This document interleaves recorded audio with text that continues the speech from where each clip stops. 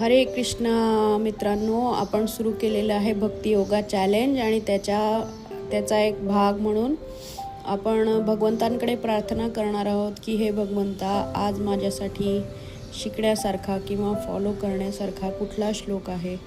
तुम्ही कृपया माझ्याही मनाचे, माझ्याही जीवनाचे सारथी बना. जसे तुम्ही अर्जुनाशी बनले होतात. अर्जुन जसा तुम्हाला शरण आला होता तशी मी देखील तुम्हाला शरण आलेली आहे.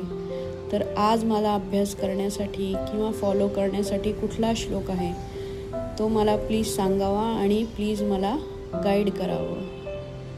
तर आता आपण भगवद्गीता ओपन करूया. हे भगवंता प्लीज गाईड करा. आणि आपल्याला भगवंतांनी श्लोक सांगितलेला आहे तो कुठला आहे? योगयुक्तो विशुद्धात्मा विजितात्मा जितेंद्रियः सर्वभूतात्मभूतात्मा कुर्वत्रपि न लिप्यते. योगयुक्त म्हणजे भक्तीमध्ये मग्न असणारा. विशुद्ध आत्मा म्हणजे विशुद्ध आत्मा. विजित आत्मा म्हणजे आत्मसंयमी. जित इंद्रिय म्हणजे इंद्रियांवर विजय प्राप्त केलेला. सर्वभूत म्हणजे जीवात्मा. आत्मभूत आत्मा म्हणजे दयाळू किंवा करुणामयी. कुर्वन अपि म्हणजे जरी कर्म करीत असला तरी न कधीही नाही लिप्यते बांधला जात नाही. जो भक्तिपूर्ण कर्म करतो विशुद्ध आत्मा आहे आणि आपले मन व इंद्रिये संयमित करतो तो सर्वांना प्रिय असतो आणि सर्वजण त्याला प्रिय असतात.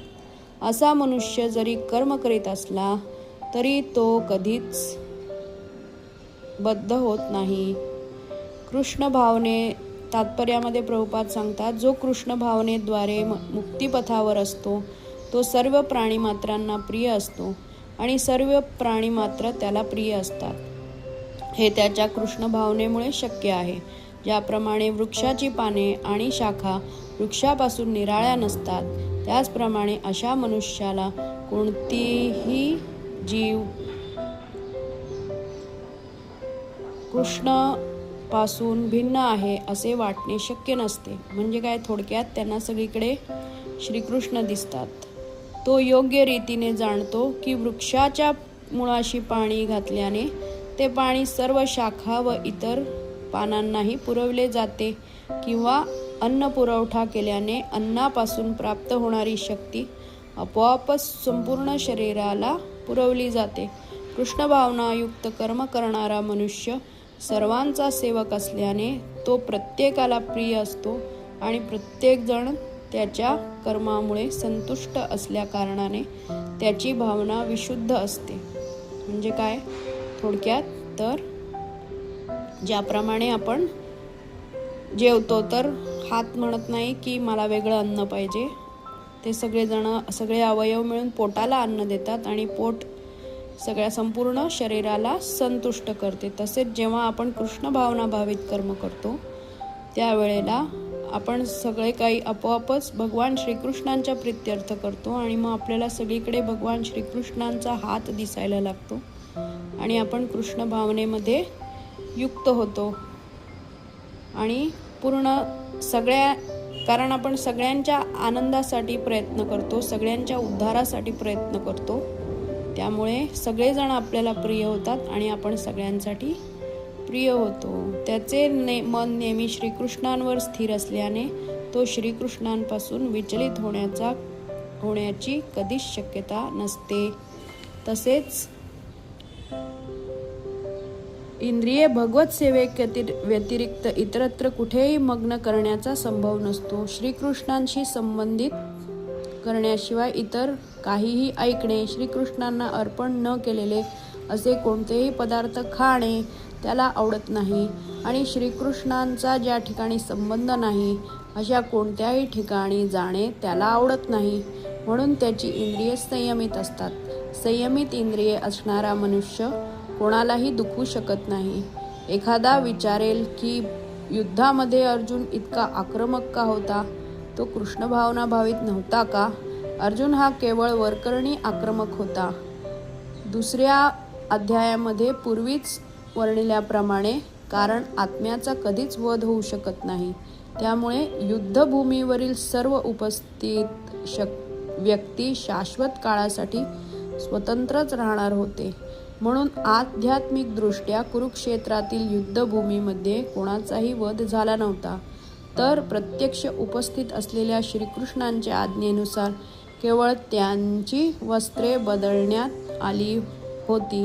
म्हणून कुरुक्षेत्रावरील युद्धभूमीमध्ये युद्ध करणारा अर्जुन वस्तुतः मुळीच युद्ध करीत नव्हता, तर तो पूर्णपणे कृष्ण भावना भावित होऊन कृष्णांच्या आज्ञांचे पालन करीत होता. असे मनुष्य कर्मबंधनात कधीही गुंतत नाहीत.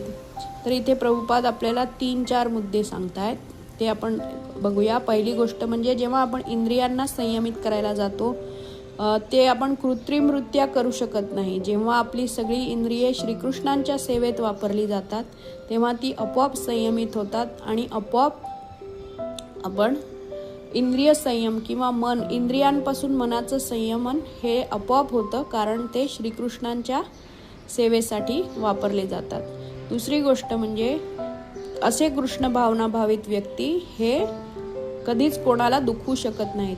वरकरणी जर असं वाटत असेल की हा बाबा मी कधी कोणावर ओरडले, फॉर एक्झाम्पल मी चिडले, रागवले, ओरडले, तर त्यामागे माझा उद्देश असाच असतो की बाबा ती व्यक्ती सुधारावी, किंवा जे चुकीचं वागतात, जे अधर्मी लोक आहेत किंवा जे चुकीच्या मार्गाने वागत आहेत, त्यांना शिक्षा करणं किंवा त्यांना रोखणं, हे आपलं कामच आहे.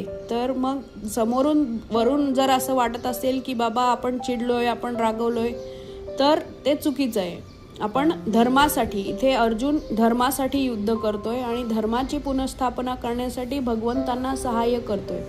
तर असं कुठलंही काम जे आपण भगवंतांच्या सेवेत करत असलो, मग भले ते बाहेरून असं वाटत असेल की हे युद्ध कर्म, हे दुष्ट कर्म आहे, तर तरी सुद्धा आपण ते केलं पाहिजे, कारण ते सर्वांच्या हितासाठी आहे आणि धर्माच्या रक्षणासाठी आहे. आणि तिसरा मुद्दा इथे सांगितला आहे की तो मुळीच बद्ध होत नाही आणि श्रीकृष्णांच्या आज्ञांचे पालन करणे हे हाच सर्वोच्च धर्म आहे. भगवान श्रीकृष्ण स्वतः धर्म आहेत, त्यांच्या आज्ञेचं पालन करणं हेच सगळ्यात मोठा धर्म आहे.